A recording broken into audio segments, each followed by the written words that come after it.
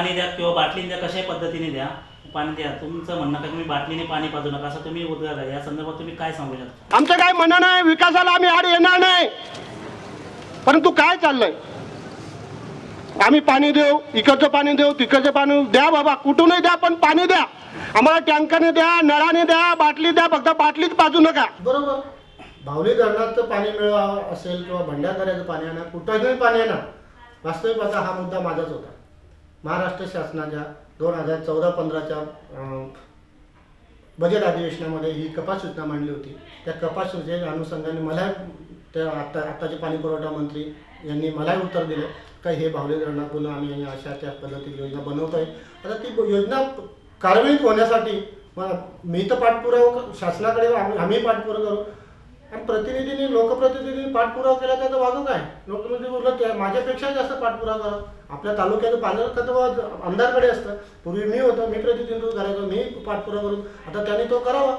त्याच्यात मी आणणार, पाणी धरणार, पाणी आणणार तो नंतरचा विषय, परंतु पाठपुरावा करून त्या शेतकऱ्यांना पाणी पुरवठा करून किंवा तिथल्या छोट्या छोट्या योजना, ती योजना फार मोठी, त्याच्यावर जागतिक बँकेचं कर्ज असेल किंवा महाराष्ट्र जीवन प्राधिकरणामार्फत असेल ती राबेल, परंतु सध्या लोकांना पाणी नाही. त्याचं काय, इकडचं पाणी देऊ, तिकडचं पाणी द्या, बाबा कुठूनही द्या पण पाणी द्या. आम्हाला टँकरने द्या, नळाने द्या, बाटली द्या, फक्त बाटलीच पाजू नका, बाटलीच पाजू नका, बाटलीच पाजू नका, बाटलीच पाजू नका. शिवसेनेचे माजी आमदार दौलत दरोडे यांनी डायरेक्ट ते आपले सोबत आमदार आहेत राष्ट्रवादी, त्यांच्यावर थेट आरोप केलेले का तुम्ही जी बाहुली धरणाची ज्यांनी आता हा संकल्प हाती घेतलेले ती योजना सक्सेस होणार नाही. तुम्ही पाणी पाजा, कशाने द्या, टँकरने द्या, नळाने द्या किंवा विहिरीने द्या, परंतु बाटलीने काही पाणी पाजू नका अशी त्यांनी डायरेक्टली आताचे जे आमदार यांच्यावर आरोप केले. त्याचा तुम्ही कशा पद्धतीने समर्थन करणार? बाटलीने पाणी पाजू नका म्हणजे बाटलीने पाणी पाजायचं आम्हाला सवय नाही, यांना सवय बाटलीने पियायची, सवय बाटलीने पियायची, सवय बाटलीने पियायची, सवय बाटलीने पियायची. त्या अर्थाने मी आमदार धंदा तिला स्पीड मिळायला लागला. ही योजना होऊ नये यासाठी काही असे शेकुनी आहेत का त्याला खोडा घालण्याचा प्रयत्न करत आहेत. परंतु माझ्या तालुक्यातील जनतेचा पाणी प्रश्न सुटल्या पाहिजे ही भूमिका पहिल्या दिवसापासून आहे. आणि या उन्हाळी अधिवेशनात पाणी प्रश्न नक्कीच पेटल. आणि या योजनेला मंजुरी दिली नाही तर आमदार म्हणून विधानसभेच्या पायरीवर बसून त्या ठिकाणी आंदोलन करेल. आणि या ठिकाणची आमची शहापूरकर जनता हा तालुक्याचा या महामार्ग रोखल्याशिवाय राहणार नाही.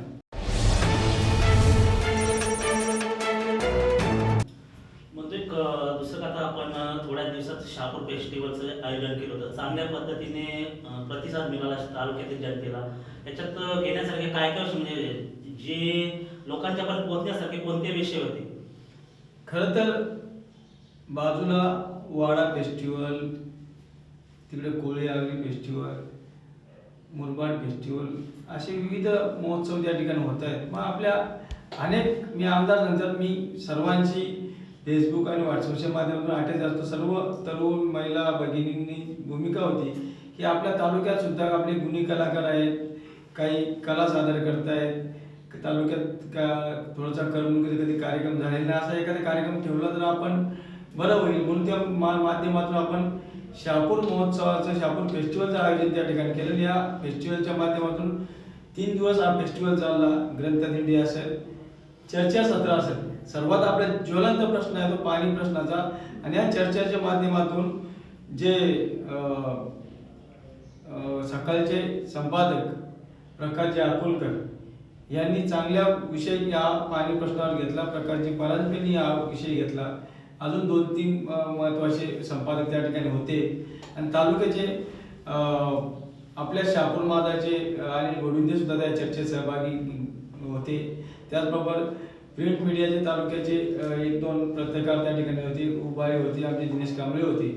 आणि या संदर्भात चर्चा झाली की शहापूर तालुक्याला पाण्याचा ही 5वीलाच पुजलेली आहे. आणि म्हणून या संदर्भात हा प्रश्न शासनाच्या निदर्शनास आणावा, शहापूर तालुक्याची पाणीटंचाई दूर करावी आणि मुंबई महापालिकेने हा तालुका दत्तक घ्यावा, जेणेकरून तिकडचा काय निधी आहे तो इतर विकासासाठी वापरता येईल.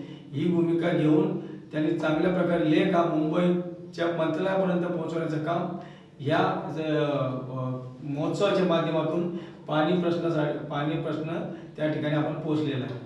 त्यांचं म्हणणं असं होतं की बाहेरचे जे पत्रकार तुम्ही बोलवले त्यांच्यापासून काय येतील विषय मार्गी लागणार, स्थानिक पत्रकारांना तुम्ही निमंत्रित केलं नाही. आपण स्थानिक पत्रकार तर बोलवलं तर स्टेज पण आपण नाही पडत, पण आपण ते जेवढे जमले उपस्थित होते बरेचसे पत्रकार उपस्थित त्यांना सांगितलं तुमच्या प्रिंट मीडियामधून 2 जण या, तर तुम्हीच नावं सुचवली.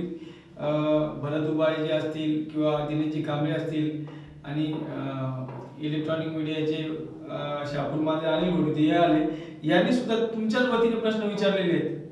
त्याच्यामुळे स्थानिकांना डावललं असं नाही. साहेब, आता जी विकास कामं केली जाते ज्याचं आता जे भूमिपूजन होत आहे, तुमचं म्हणणं काय जी विकास कामं तुमच्या त्याच्यात मंजूर ही झाली विकास कामं मागील बजेटमधलीच आहेत.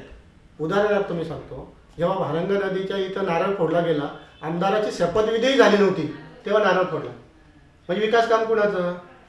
मंजुरी कुठली होती? मंजुरी कधी आली होती?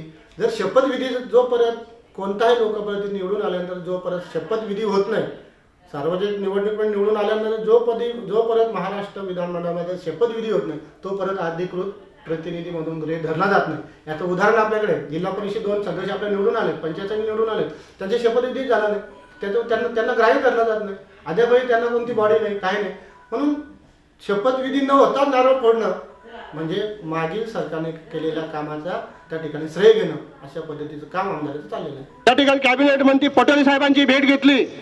भेट घेतल्यानंतर सांगितलं संपूर्ण महाराष्ट्रात या योजना चालू आहेत, मग ठाणे जिल्ह्यातच का? ठाणे जिल्ह्यात का बंद?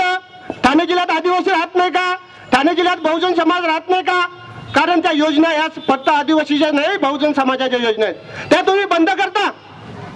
आणि याच्यासाठी कोणी बोंबलत नाही, कोणी सांगत नाही, कोणी ओरडत नाही, आपणही काही करत नाही. शासनाचे प्रतिनिधी आहेत ते इकडे कामाचे वेगवेगळ्या नारळ फोडायला गुंग आहेत. अरे आपल्या बापालाच बाप म्हणा, अरे आपल्या बापालाच बाप म्हणा, अरे आपल्या बापालाच बाप म्हणा. नाही, मी ज्यावेळेस आमदार होतो त्यावेळेस मंजूर केलेली कामं आहेत, तुम्ही नारळ फोडता तर फोडा. आमचं काय म्हणणं नाही, विकासाला आम्ही आड येणार नाही, परंतु काय चाललंय? फेस्टिवल झालं, फेस्टिवलबद्दल तुम्ही तर डायरेक्टली आता 2-3 दिवस व्हॉट्सअपवर तुमचा मेसेज फिरत आहे, बाया नाचवण्यापेक्षा विकास कामं करून दाखवा. या संदर्भात तुम्ही काय सांगा? फेस्टिवल तालुक्याच्या हितासाठी का कशासाठी सांगा? समजा एखादा कार्यक्रम राबवला, त्यामध्ये सांस्कृतिक कार्यक्रम असतील, त्यामध्ये विकास कामाचे कार्यक्रम असतील, त्यामध्ये लोकांच्या कलागुणांचे कार्यक्रम असतील, हे कार्यक्रम राबवावेत ना, त्याला आपलं काही म्हणणं नाही. पण एखाद्या नटीला मी म्हणणार नाही, एखाद्या हिरोनीला 2 लाख रुपये देण्यापेक्षा एखाद्या कुपोषित बालकाला दत्तक घ्या, तिथं ते पैसे खर्च करा. मी किनवलीच्या भाषणामध्ये काय बोललो नाही का, तिथं बॉडी बिल्डरचा कार्यक्रम होता. हिंदुहृदय सम्राट शिवसेना प्रमुख बाळासाहेब ठाकरे शरीरसृष्टी असा एक कार्यक्रम होता आणि तालुक्याचे सगळे तरुण त्या ठिकाणी चांगल्या पद्धतीने आपले बॉडी बिल्डर सादर करीत होते. ही देशासंपत्ती आहे. बाहेरचे लोक येतील, नाचतील, निघून जातील, आपला पैसा घेऊन जातील, त्याच्यापेक्षा ह्या लोकांना पुढं करा, ह्या लोकांना थोडंसं प्रोत्साहन द्या. ह्या लोकांना प्रोत्साहन देऊन त्यांना जर आपण पुश केलं तर आपल्या तालुक्याचा फायदा आहे. म्हणून एखाद्या नटीला किंवा एखाद्या हिरोनीला आणून तिनं बांधून देऊन तेच पैसे जर तालुक्याच्या विकासासाठी, एखाद्या कुपोषित बालकासाठी, एखाद्या सर्वसामान्याच्या शिक्षणासाठी जर ते वापरले तर त्याचा तालुक्याला उपयोग होईल, असं माझं सहज आणि साधं म्हणणे. आमच्या संपूर्ण योजना त्यावेळेस पंचायत समितीच्या समाज कल्याणच्या योजना होत्या. त्या योजनेमध्ये आमच्या शेतकऱ्यांना डीजे मिळायचा, शिलाई मशीन मिळायची, मुलींना सायकल मिळायच्या, पत्रावळी करणाऱ्या महिलांना मशीन मिळायच्या. बंद करता? अरे आमदारा, बाया नाचवण्यापेक्षा ही कामं करा. लोकांच्या जनतेचे प्रश्न सोडवा, लोकांच्या जनतेचे प्रश्न सोडवा, लोक तुम्हाला दुवा देतील. आता तुमच्यावर त्यांनी डायरेक्ट थेट आरोप केलेले, शापूर फेस्टिवल तुम्ही साजरा केला, यामध्ये लाखो रुपये खर्च करून बाया नाचवण्यापेक्षा पहिले शापूरची विकास कामे त्यांच्याकडे पहिले लक्ष द्या. कसं आहे, जो माणूस 15 वर्ष आमदार होता आणि वर्षभरात त्या माणसाचं नाव लोक विसरली तर एक नाव चर्चेत राहण्यासाठी ही धडपड आहे. शापूर महोत्सव वाटतं एकमेव हे माझे आमदार असतील त्यांना ते आवडलेला नाही. ग्रंथ दिंडी फुलनाथ महाराज यांच्या शुभ हस्ते आपण तिचं प्रस्थान केलं. चर्चासत्र पाणी टंचाईवर झालं, कवी संमेलन नामवंत कवी होते, त्यांनी सुद्धा पाणी प्रश्नावर कविता त्या ठिकाणी बोलल्या गेल्या. एक मनोरंजनासाठी नाटक होतं, महामॅरेथॉन स्पर्धा आतापर्यंत एवढी झालेली नाही, ती पहिल्यांदा आपण त्या ठिकाणी केली. होम मिनिस्टरचा कार्यक्रम 2000 पेक्षा जास्त महिलांनी सहभाग घेतला. आणि तालुक्यातील गुणी कलाकार आहेत त्यांचे नृत्य स्पर्धा आपण या ठिकाणी ज्याला व्यासपीठ मिळवून देण्याचं काम केलं. आणि त्या माध्यमातून दुसऱ्या दिवशी आपण चित्रकला स्पर्धा असेल, रांगोळी स्पर्धा असेल, फोटो प्रदर्शन असेल, हे कार्यक्रम आपण त्या ठिकाणी आयोजित केले. शेवटच्या दिवशी की आपल्या तालुक्यातील जे लहान बालकं असतील, आमच्या महिला भगिनी असतील, तरुण मित्र असतील किंवा ज्येष्ठ नागरिक असतील, यांना काहीतरी करमणुकीचा कार्यक्रम असावा म्हणून आपण एक सिनियर कलाकार असतील, वैशाली सामंत, वैशाली माडे, आपण ते एक गायक कोण आपले राहुल सक्सेना, यांना आपण निमंत्रित केलं होतं. आणि त्यांनी कलाकारांनी कला अदा करणं म्हणजे बाया नाचवणं, बाया नाचवणं हा शब्दच मुळात चुकीचा बोलले. ते एक महिलांचा अपमान आहे, कलेचा अपमान आहे मी बोलतो. आणि म्हणून यांनी दही अंडीच्या वेळेस नाचवलं तर ते काय मनोरंजन, आणि आम्ही नाचवलं तर धांगड दिघा.